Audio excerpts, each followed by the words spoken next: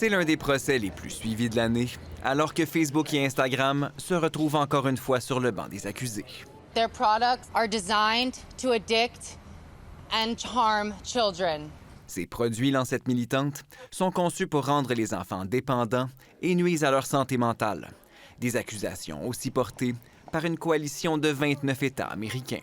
On les accuse que leur modèle d'affaires qui vise à capter notre attention et la conserver le plus possible pour nous cibler et nous proposer finalement de la publicité ciblée, c'est ça qui est remis en cause.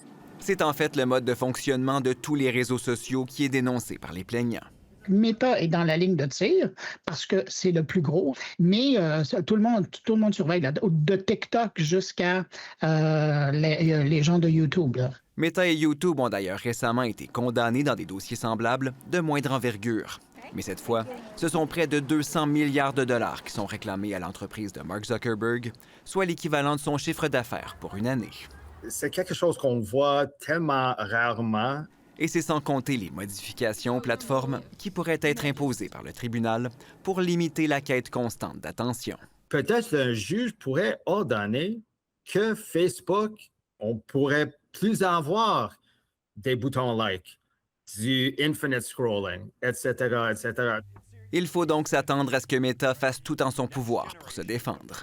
Il y a une multitude de facteurs qui fait qu'un adolescent ou une personne va aller mal. Donc, les plateformes, elles vont probablement insister sur le fait que ce ne sont pas Instagram ou Facebook qui, à eux seuls, ont créé un problème de santé mentale chez un individu. Ce premier procès fédéral pour Meta devrait aussi être suivi de près par OpenAI, qui lance aujourd'hui sa version de ChatGPT destinée aux adolescents.